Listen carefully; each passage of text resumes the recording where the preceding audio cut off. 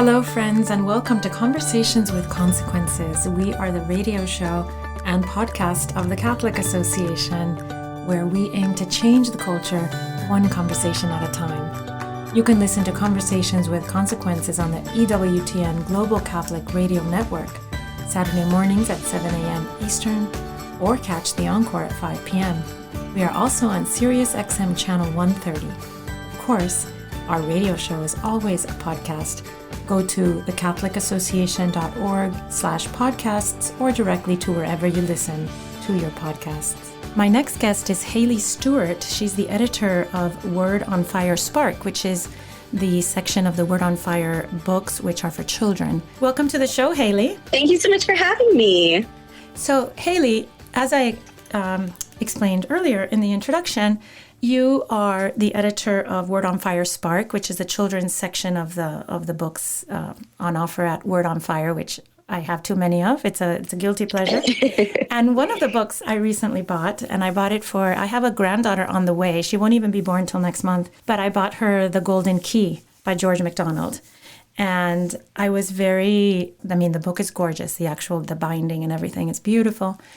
But I was really fascinated by your fascination with George MacDonald, and I thought it'd be such a wonderful thing to talk about. George MacDonald, and I'll let you give us his biography and why he's important, but he happens to be very important to me as a Victorian writer. I love Victorian literature, so he's a minor Victorian, you could say.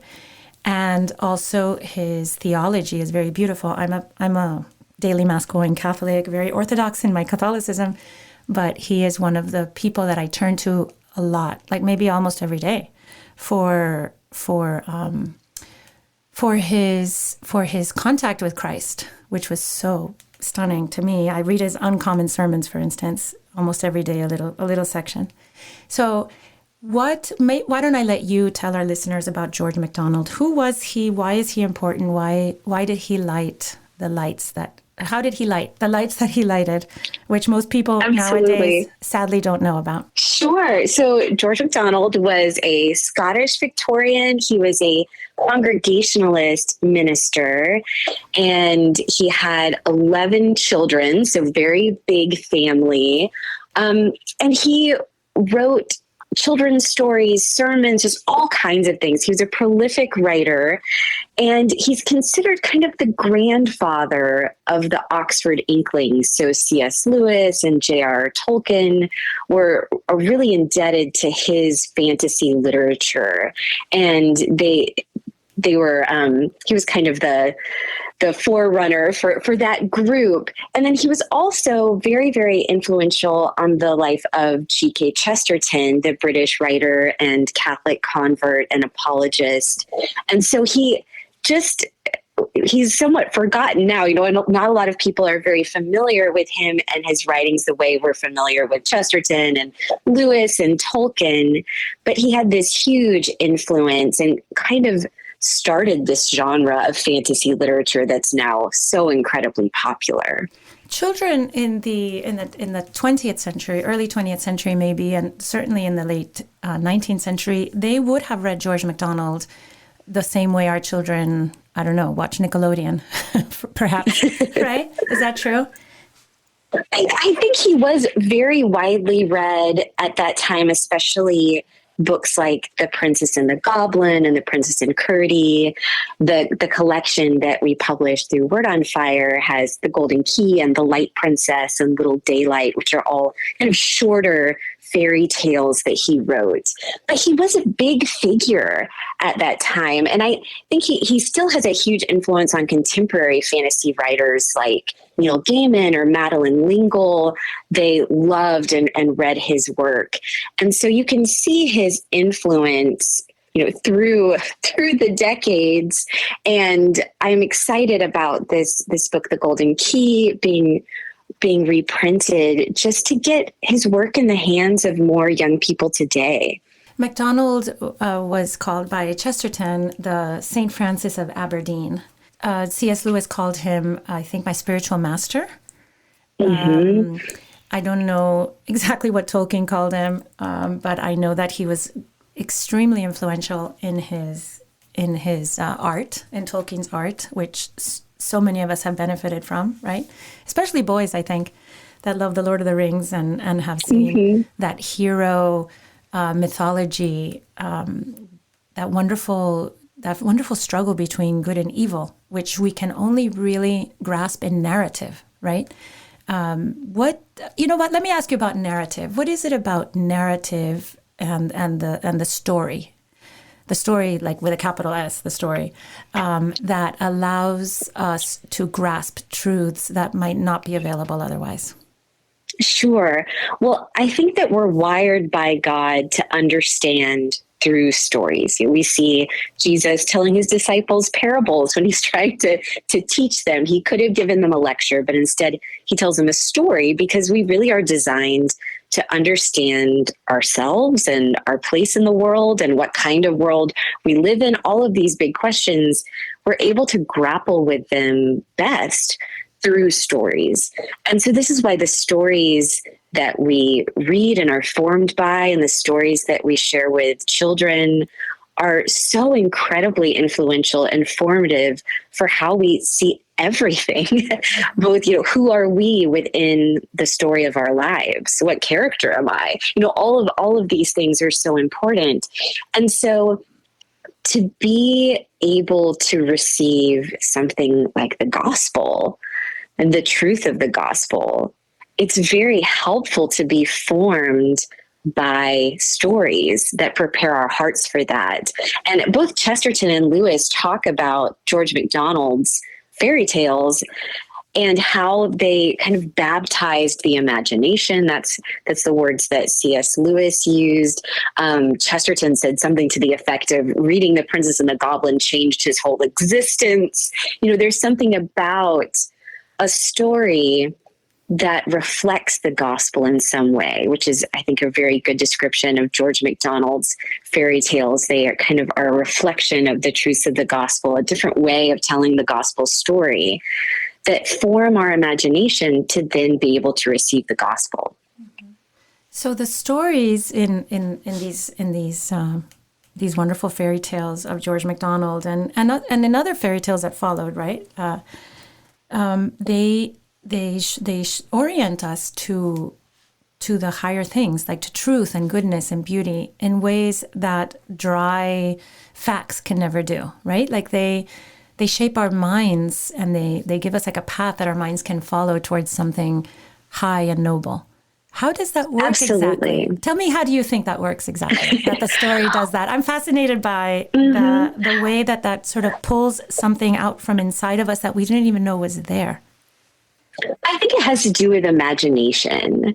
And I think when our imagination is engaged, that's just such a powerful guide.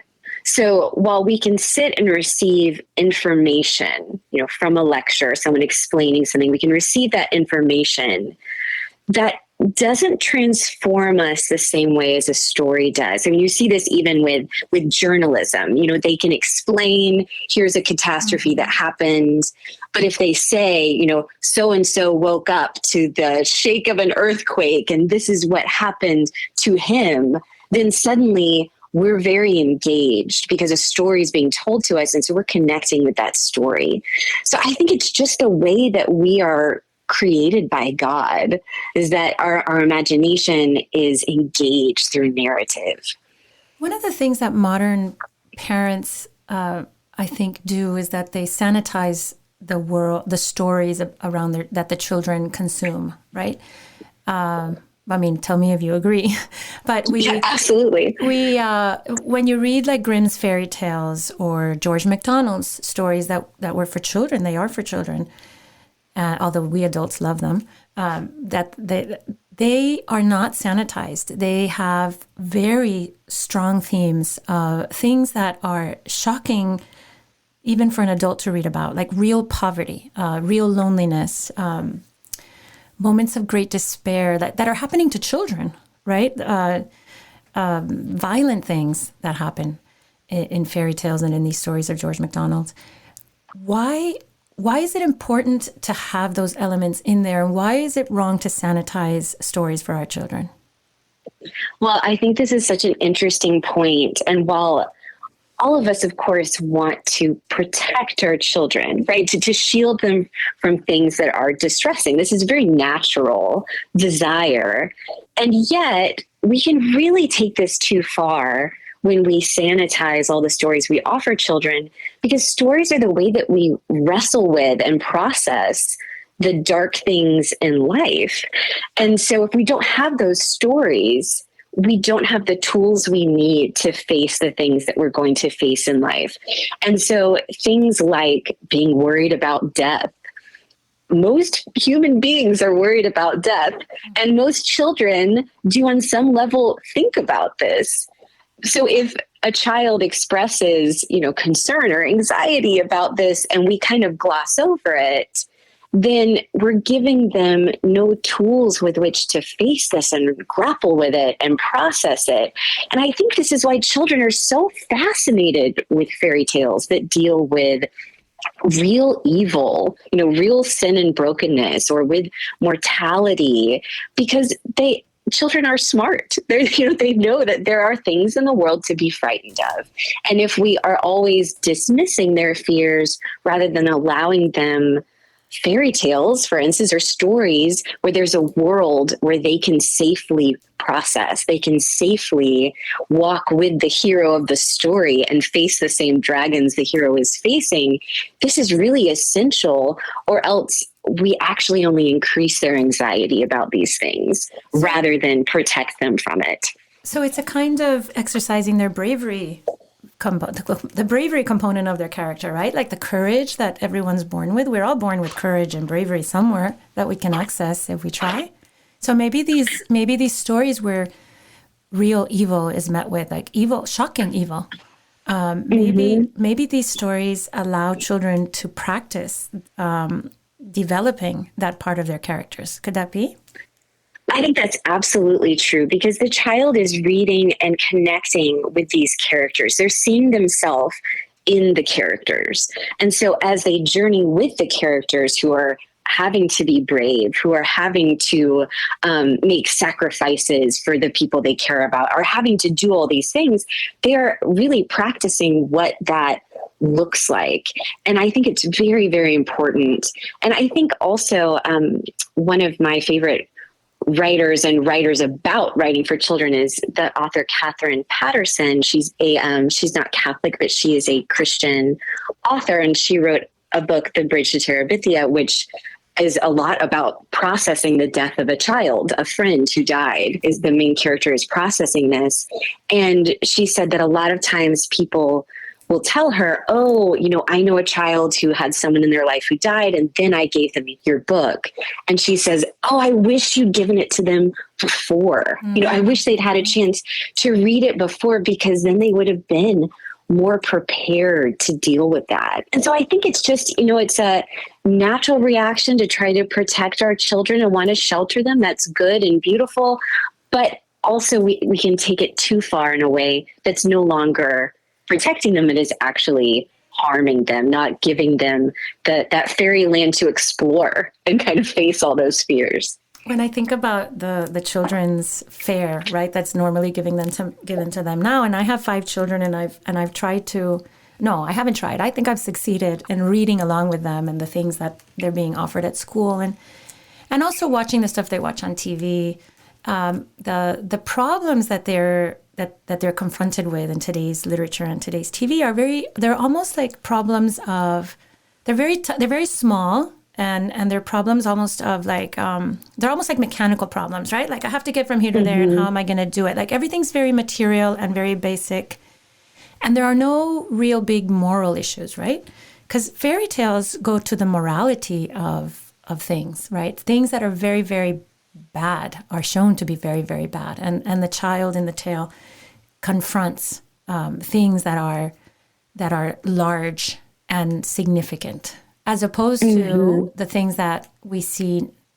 It's almost like we're building little minds that are going to go work in a little office somewhere instead of when they grow up, instead of men, like boys and girls who are going to grow up to be men and women who confront real problems and can triumph over real challenges, not just little material how do I arrange my day today so I can Absolutely. I can make enough widgets by the end of the day. I'm thinking of the American Girl series that I read as a little girl. They had these historical novels, what each character would be a different era of American history. And so you'd have Addie, who is needing to escape from slavery and flee north with her mother. And you had these really intense, difficult challenges. Mm-hmm. And then as the books kind of progressed, from what I understand, I haven't read a lot of the newer ones, but it's things like the art program's getting shut down at Sage's school. How can she save the art program? And of course, I believe in art programs. I want to save the art program, but this is kind of on a different level of intensity. And I think it's almost like we think, well, the child reader is too precious to handle something like this.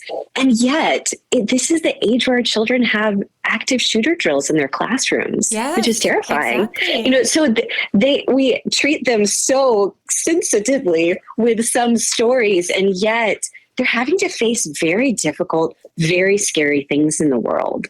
And so to rob them of the fairy tales that can help them, it does them such a disservice. I'm going to maul a quote from C.S. Lewis, and I'm sure you know it, and you're going to correct me. But C.S. Lewis said something like, children are going to grow up to face real dragons, right? Real disasters and real horrible things. Why don't we also teach them about heroes so that they can model themselves? And do you know the quote? I know I'm just. Well, it might be a Chesterton quote, actually, where he says the child has always, since infancy, feared a dragon, but we have to give them a St. George to fight the dragon. Mm-hmm. To know that there's a hero that can fight the dragon can be overcome. And I think that's really key. It's just reality that children fear things because they know there's things in the world to be afraid of. We all know that. But to offer them a story where that evil is conquered and they have the hope of triumph, that's really the tricky part. Haley, in George MacDonald, the heroes, and whether that's his fantasy literature or his many, many novels, which I have to highly recommend to all our listeners, because I love his novels. I think there's like 65 of them. The heroes have a certain collection of qualities and character and the type of character. How would you describe George MacDonald's heroes, whether they're boys or girls or adult men and women? Yeah, that's a great question. I mean, I think that MacDonald has such an interesting combination of strangeness in his stories. It's almost, I've heard him described as he's like a character from one of his fairy tales. He's this kind of strange prophet-like character. And then he has these strange stories. It seems to me, at least in the children's literature that he's written, that there is kind of this innocence and openness in his heroes. It's not that they're incredibly skilled, but they have this sense of openness to a character who is able to guide them to what's true. So I'm thinking about The Princess and the Goblin. Princess Irene finds this woman who lives in a tower above her house and is able to teach her what she needs to know to go on this journey and provide her. So it's almost as if there's this humility that the character has in order to have the courage to go out and to listen to wisdom that's going to guide them on their way. And many of George MacDonald's heroes don't start out as heroes, which I think is also a very lovely thing for children to be exposed to and to model themselves on, right? To people, that kind of personal growth where you start out maybe cowardly and sniveling and backstabbing, and at the end of this adventure, the person you were meant to be, it finally manifests itself. Absolutely. And I think that's the difference from perhaps fairy tales and, like, say, the classical myths. You have Hercules in his labors, but he's already a demigod. We're not going to be like Hercules. But in a fairy tale, you're introduced to a character who could be you, who's just out on, on a walk in the woods when something happens. And I think that that's one of the reasons that children really connect with fairy tales in a different way, because they can imagine themselves within the story. Haley, we don't have too much time left, but I want to talk to you about Word on Fire, your work with Word on Fire. Obviously it's a work of evangelization. What's with the outreach to children? How do you see that as a piece of the great puzzle of Word on Fire? Sure. Well, I think that really the heart of it is seeking to form the imagination with good stories, whether that's stories about the saints that really inspire us. We can start to imagine how is God calling me to be a saint? How could I become a saint? What does that look like? And looking at these stories, or even fairy tales that we've been talking about, how powerful they are, and kind of preparing our hearts to receive the gospel, which both wrestles with evil and offers this eternal hope at the end that we see in fairy tales, that there's this justice and beauty and resolution at the end of the fairy tale. And we do believe that's what kind of story we're in, if we believe the truth of the gospel. And so that's what I see as like really the heart of our ministry to children, is seeking to form their imaginations to prepare them to receive the gospel. And what is lacking in the general culture that you're filling in that particular space? What's the great lack out there? I think there's two things. I think one of them is beauty.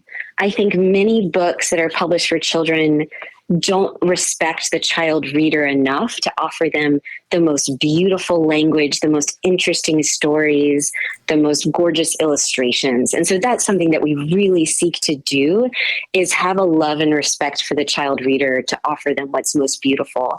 And then I think the other thing that we see, it's kind of the flip side to offering stories that overly sanitize, is just so many stories where the narrative is one of despair. And so to instead offer a narrative of hope that's, more than positive thinking or wishful thinking, oh, everything's going to be fine, but starts to form the imagination with a sense of the kind of hope at the end of the fairy tale, that everything that's wrong is going to be set right. And that's what kind of universe we live in. Tell us some of the selections that are available for children on Word on Fire. Besides, we already talked about The Golden Key and the other two stories from George MacDonald, which, by the way, I have bought, as I mentioned before, and it's beautifully bound. I probably buy one book a week from Word on Fire. My husband complains. But, so I have a son, for instance, this has nothing to do with fairy tales, but I have a son my oldest son is working in AI, and we were talking about ethics and how ethics is not, he doesn't see any sign of ethics in the people he works with. So I bought him Dr. Peter Crave's book from Word on Fire, Ethics for Beginners. It's so beautifully bound. And I think that's part of that Word on Fire vision, which is that there has to be beauty also in all of this, right? Like if we neglect beauty at our peril.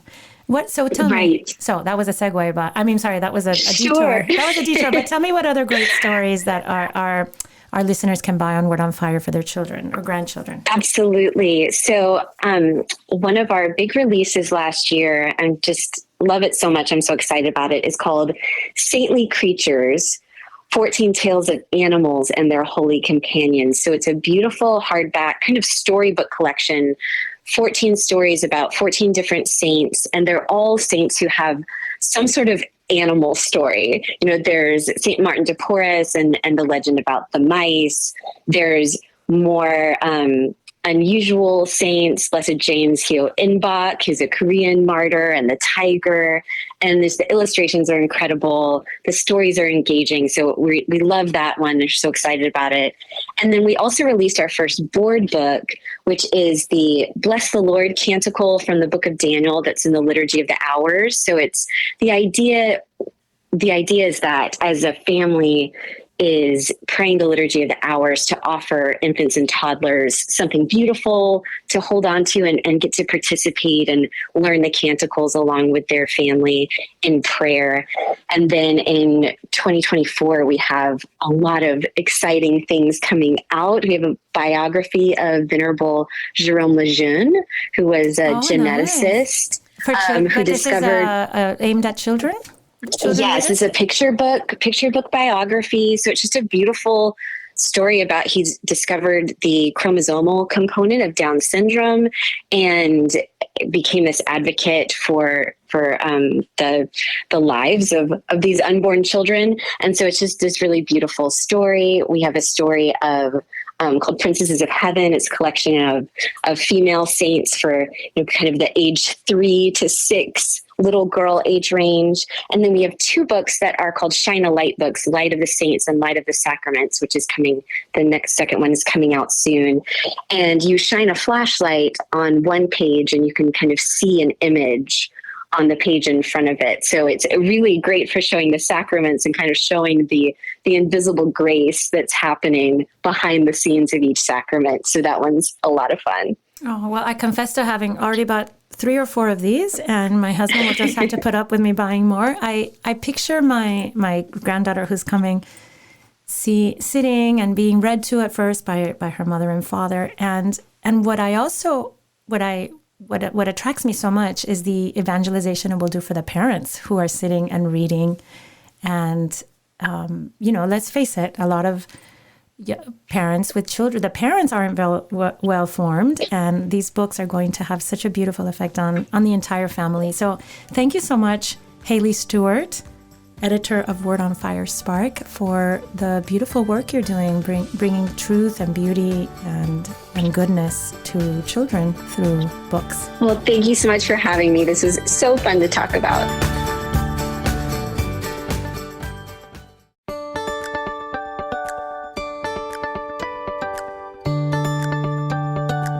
Joining us now is Monica Kelsey. She's the founder and CEO of Safe Haven Baby Boxes, and she's here to tell us all about that. It sounds like a wonderful thing, a Safe Haven baby box, Monica. Well, thank you so much for having us. We really appreciate it. Tell us about what is a Safe Haven baby box to start with? Safe Haven Baby Box is extension of the already existing Safe Haven law that's in all 50 states, where a parent can walk into any hospital in America, hand a worker their newborn, turn around, no questions asked. The box just takes it one step further and allows a parent to place a child in an electronically monitored box that calls 911 on its own. It's heated on the inside. The babies are inside for roughly about 2 minutes, but it allows the parent anonymity where they don't have to walk in and hand their child to a person. They can actually place their child in this box knowing that on the other side of that box is a firefighter or medical staff at a hospital.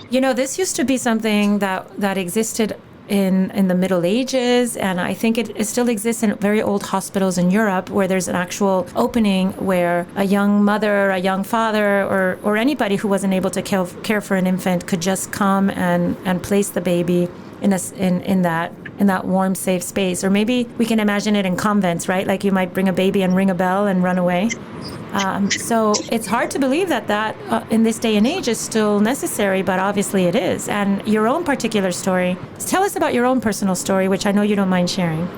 Absolutely. So, back in 1973, there was no Safe Haven law. And my birth mom was 17 years old. She was brutally attacked and raped and left along the side of the road. And this, of course, was when abortion was illegal in our country, even in the cases of rape and incest. And I'm not here to debate abortion. I'm just stating that the law wasn't there, and that probably saved this child's life. And so she was hidden for the remainder of the pregnancy, and then she gave birth in April of 1973 and abandoned her child 2 hours after that child was born and that child was made. And so I do stand on the front lines of this ministry as one of these kids that wasn't lovingly and safely and legally and anonymously placed in a Safe Haven baby box by a parent that wanted me. And so this is my legacy, and I am their voice. And it's an honor to walk alongside these moms who choose this, and then also their children who are growing up knowing how special they truly are because their birth mother loved them so much that they kept them safe and placed them in a place where they knew they'd be taken care of. Monica, I have my fifth child is a little girl from China, and in China there's no safe haven law, and there's no ability to give up your child for adoption or to find another home in a legal manner for your child. And of course they used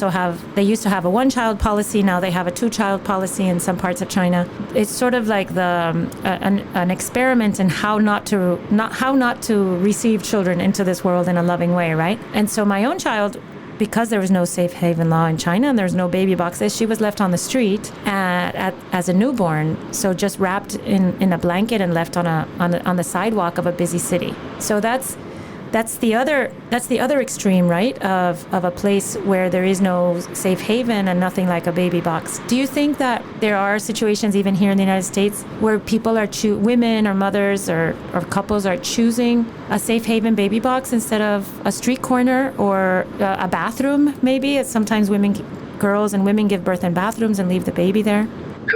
We're hearing from a lot of these parents who are utilizing our safe haven baby boxes, and I can tell you 100% yes, that these babies would not have been surrendered safely and legally if it wasn't for the baby box.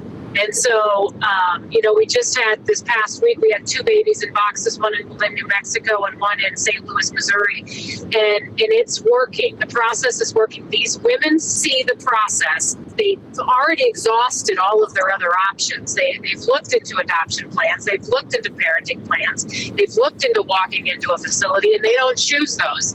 And so they're choosing the safe haven baby box as a last resort option. And that's truly what it is. I'm quoted often as saying, the baby box is not a good option. It's only a good option if it's the last option this parent has left. Mm-hmm. And that's what we stand by, because we do think that a parent that can walk into a facility and hand the child to a person is way better than placing your baby in a box. But on the flip side of that, kind of like what's happening in China, if you don't give this option, we're going to continue to find babies left at the doors of safe haven locations where these parents want these children found. They want their child to survive, but they don't want to go face to face with anyone. And so having a safe haven baby box in a community is vital for those parents who refuse to walk in and go face to face with a worker. Do you think there's an element of shame? Is that what's keeping them from handing the baby over? Or maybe an element of, or more like misunderstanding the process, or maybe thinking that they might be prosecuted for not wanting to take care of their child, things like that? I think all of the above. Mm-hmm. I really do. I think, one, we need better education on the safe haven law in general. We also, some of these babies have illegal substances in their system, and these parents don't want to be prosecuted. And so that's another case. So I think everything that you could possibly imagine could possibly go into a safe haven surrender. I mean, some of these babies are being saved, from abuse. And so, having options for parents to allow them to choose what they want, what they feel is best for their child in any situation, I think really speaks volumes to a society that allows a parent to make that choice. I get people that say all the time, the safe haven baby box, why would a mother choose that? Why would she not? Why would she not? All it is a closed adoption. And if she doesn't want to face anyone and she doesn't want to sign any papers for an adoption, why not choose the safe haven law? Are these children, are these infants basically almost always or always babies that were born at home and away from a hospital? Or does it happen sometimes that a woman takes a baby home and then changes her mind? About 95% of these babies are not born in hospitals. Ah, okay. So you can see that the majority of the women that we serve are the ones that are birthing at home. So it must happen often that these might be the babies of young mothers, right? Women, girls even, who have no one to turn to or are terrified of the whole thing. We've had women as young as 13 that we've helped, and we've had women as old as 44. So anywhere in between is really, every woman deals with a crisis sometime in their life. We're not, every person goes through it. And so at different stages. But stereotypes for us, you really can't use, young women, old women, financially secure women versus, women that are not coming from a means. But because of Carmel, Indiana. So Carmel, Indiana, I talk about them a lot. Simply because Carmel is the wealthiest city in Indiana. I was actually criticized when I put a box there because they're the 45th wealthiest city in America and the wealthiest city in Indiana. And they hold the record for the amount of babies being placed in their safe haven baby box. And so you can't really look at babies that come from, parents that don't have any money versus parents that, you can't look at that. It's, everybody deals with crisis differently. And so I'm just, we're just honored that we can be there for a mother in need when she feels that this is the only option that she has left. And Monica, what typically happens to a baby after the baby's been surrendered into the safe haven of the baby box? So as soon as the baby is surrendered, fire personnel on the other side of the box pulls that infant from that box and then takes the baby to a hospital for immediate evaluation. At that point, the Department of Child Services, depending on the state, every state is different at this point. Some states allow for adoption agencies to take control of these babies, and some states allow the Department of Child Services to take custodies of these babies. And so normally, though, the majority of the states allow the Department of Child Services to place them in what they call a foster to adopt program.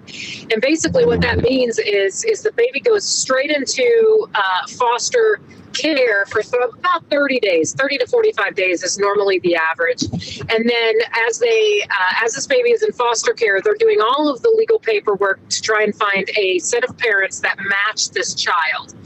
And then usually within 30 to 45 days, that baby is placed with their forever family, and the paperwork then takes 6 months, sometimes a year. But the baby at least is with their forever family pretty quickly. And in some states, the baby goes straight home from the hospital to the set of adoptive parents. So, but again, every state is different. It really depends on the state. Do you find that some babies are abandoned because of disability? Or that's not in your experience? Like the baby is disabled? Yes, the baby's disabled. No, I don't see that. I mean, I know that other countries report that, but I don't think that would be something that I would even put out there. I mean, every child deserves this right to life, and whether they're disabled or they're not. But I don't think that a parent would just choose a baby box because their child was disabled. I think that these parents are in a moment of crisis, whether the child's healthy, whether the child has drugs in their system, whether the child is disabled. I don't know. But I think it's because of the crisis, not because of the child. Yeah, no, of course. I wonder because in other countries there's, rampant abandonment of disabled children. But I suppose that has a lot to do with lack of resources, right? Like it's a different kind of crisis to have a disabled child than to have a child that you cannot care for because you simply can't, right? It's not the child. I went to a convention, a baby box convention in Japan in 2018, and there was 13 countries that were represented there. And Seoul, South Korea is the #1 city for babies that are disabled that are placed in boxes. And I think that's a culture thing there. But they actually, at the time that I was there in 2018, they only had one box. It was in a guy's home. It was Pastor Lee. He's an amazing pastor. But he's had over 2,000 babies come through his one box since 2009. Amazing. He's getting like 30 babies a month. I mean, he's averaging one a day. And a lot of those babies are disabled and older babies, like a couple of months old. And so, but some of them, of course, are younger. And it's just different here. The babies that we're getting through the baby box program, 95% of them are newborn, born at home or in a bathroom, a gas station bathroom, a homeless shelter, whatever. So I just think that might be just a little bit of a culture difference. When my husband is a doctor, and he before he became a radiologist, he practiced OBGYN, or he trained in OBGYN in our big public hospital here where we live in Miami. And it wasn't unusual. I mean, it wasn't a daily occurrence, But it wasn't unheard of for a woman, usually a young woman, sometimes very obese, to come to the hospital in labor, not even knowing she had been pregnant, or having had delivered unexpectedly, like completely unexpectedly. So I imagine, it's hard for us, no, sometimes to put ourselves in the shoes of someone for whom a birth is a catastrophic event. But this is exactly, I think, who is the mothers that are finding a safe haven for their babies, which is a beautiful thing to do.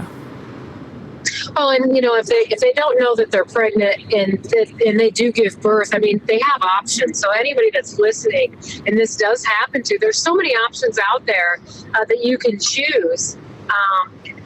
To make sure that you're protected, your baby's protected, and maybe 10 years down the road, you want to get pictures and letters about this child.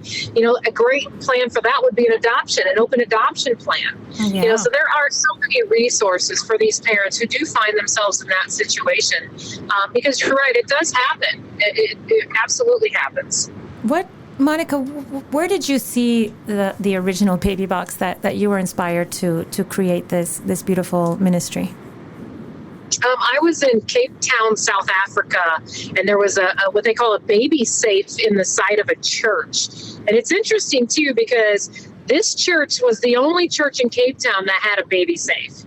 And so Christ literally, I mean, my whole life, I look back now and I think, how blessed am I to have been in every position that I was in to get me to this moment. Where I live my life today. And there is no mistaking it that I was meant to be there on that day, at that time in my life, how I could make this work in America. Wow, that's beautiful that you were able to see that and have it activate a beautiful mission for you. And how do these safety baby boxes, how does it work? I mean, you propose it, or is it something that a parish or a hospital or can invest in? How does that work?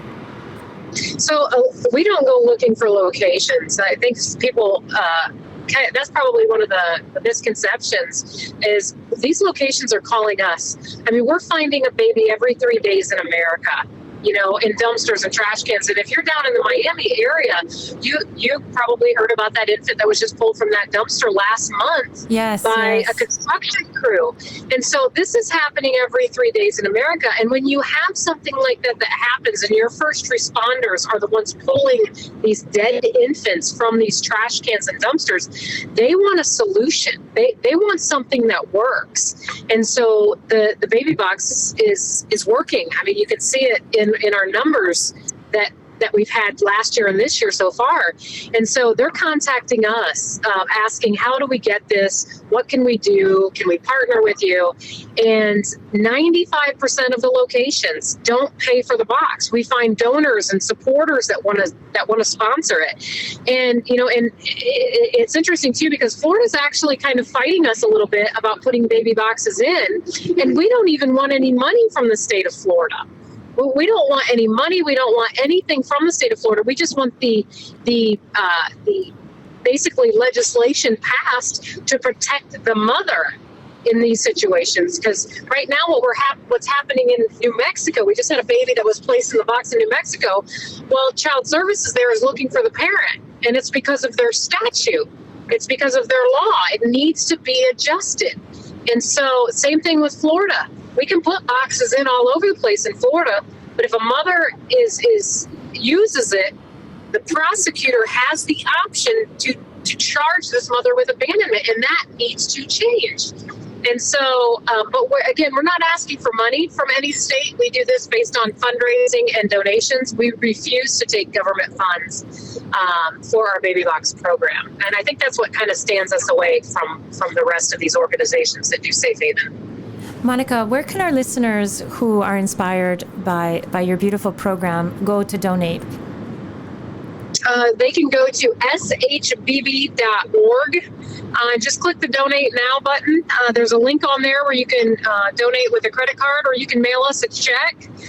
There's also a store on our website where you can get just gear, just merchandise, to where you can open up the conversation. You can wear a sweatshirt that says Safe Haven, and it just opens up the conversation from somebody that you're talking with. And so there's many ways that you can support a ministry like ours, and just go to our website at shbb.org, and it lays it out for you.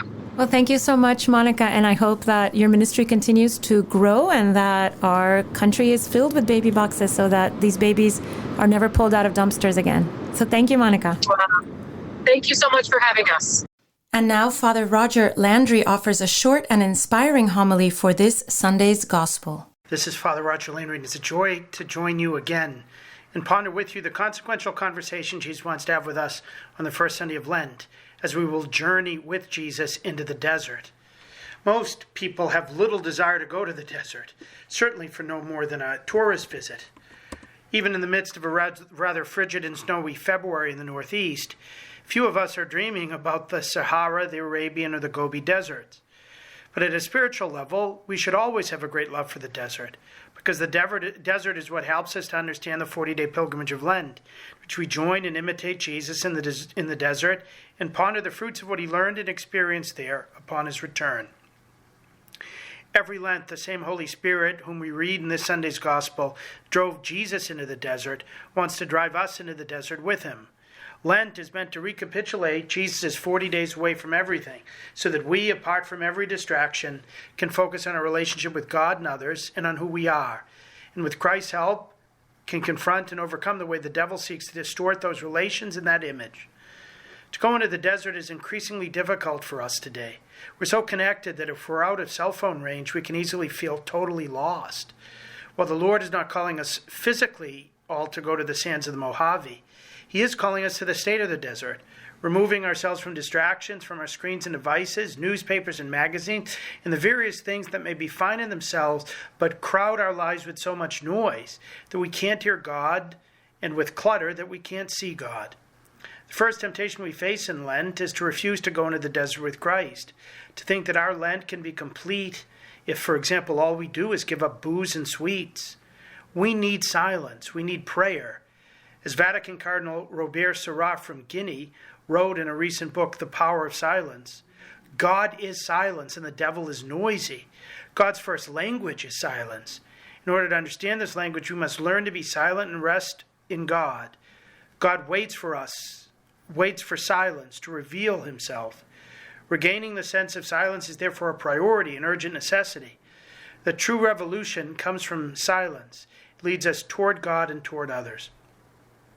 So the first big hurdle in Lent is for us to hear Christ's voice from the desert saying, "Come away to a deserted place all by yourselves and rest a while." The next lesson we need to grasp is what's supposed to be the fruit of that time in the desert. What does the Holy Spirit who drives us to this Lenten desert experience want to help us to achieve? Jesus shares this lesson with us as soon as he's finished that 40-day retreat. He returns saying, "Repent and believe in the good news." These are the words he shared with us earlier this week as we were marked with ashes on Wednesday. To repent, what metanoia means in Greek, is to revolutionize the way we look at things, at the world, at ourselves, at others, so that we might put on the way Christ looks at things. It means to turn one's thoughts around, or better, right side up. It's as if we've been going in one direction. Jesus tells us, stop, turn around and go in this new direction. Jesus is not calling us to a minor course correction, but to something far closer to a 180-degree turn. He wants us all to examine those parts of our life that are not in alignment with him and convert in such a way that we begin to turn with him full time, which is what convertere means. That's what he hopes to accomplish in us by our 40 days with him in prayer and silence. When we look at the way the devil tried to tempt Jesus in the desert, we see three fundamental ways he seeks to get human beings out of spiritual alignment too. Yet we also learn there how Christ teaches us to come back into alignment, which is what Jesus precisely wants to help us to do each Lent. As we see in the lengthier accounts in the Gospels of Matthew and Luke of Jesus' temptations in the desert, which must have been related by Jesus himself since no one else was there, we see that one diabolical temptation is to try to get Jesus and us to disorder our relationship with God the Father. This happened when the devil tempted Jesus to throw himself off the parapet of the temple, presuming that God would save him by sending his angels to prevent his even dashing his foot against a stone. The devil seeks to tempt us to believe that God will prevent any harm to us or others whenever we do something risky or fatal. The devil wants to get us to jump off various cliffs and then blame God for letting us suffer. He tempts us ultimately toward spiritual suicide. Jesus shows that the proper response is never to put the Lord our God to the test. Never. But in fact to love him and throw ourselves into his arms rather than from dangerous precipices into sin. The second temptation is to disorder our relationships with others. The devil promised Jesus that he would give Jesus rule over all the cities of the world, to be control over everyone else, to have them serve him rather than he serve them, if only he would take the bargain of falling down before the devil in homage. Jesus resisted this temptation toward a type of diabolical control by quoting scripture about worshiping and serving the Lord our God alone. The devil tries to tempt us too to distort our relationship with others, so that we will seek to exercise dominion over them, to try to control them, to have power over them. The antidote is to follow Jesus' advice, to serve God and others made in his image and likeness, reverencing the Lord in them, striving to serve them with love rather than be served, ultimately to lay down our lives for them as Christ himself did. The third fiendish temptation was to disorder our relationship within ourselves, using what God has given egocentrically rather than for God and others. This is shown in the temptation the devil gave to Jesus to change stones into bread after 40 days of hunger. How strong this temptation must have been for someone so famished. But Jesus replied that we live not on bread alone, but on every word that comes from God's mouth. We're supposed to use our talents not selfishly, but for God and others, and ultimately for our own true good, that the word of God may be done in us. In response to these three classic temptations, Jesus not only shows us how to resist with the power of the word of God, but also as the divine physician prescribes for us on Ash Wednesday the medicine we need when he speaks about the three traditional Lenten practices of penance, almsgiving, and fasting. Prayer helps us reorder our relationship with God against the temptation of presumption. Almsgiving helps us to reorder our relationship properly with others against the temptation of power and control. Fasting helps to reorder ourselves within, making sure our body obeys a properly formed conscience against the temptation to order everything to satisfy our pleasures.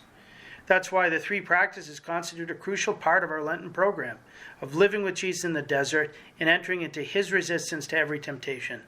Prayer, fasting, and almsgiving are not part of a spiritual multiple choice test, but are a three-drug cocktail we need to treat the illness of sin.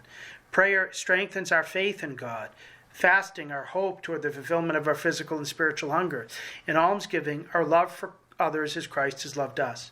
They are at the root of our spiritual renewal as we seek to unite ourselves to Jesus as he fasts, as he prays, as he gives us himself. This Lent, as the Spirit drives us into the desert to be with Jesus, Jesus, out of mercy, is not going to have us fast the entirety of our time.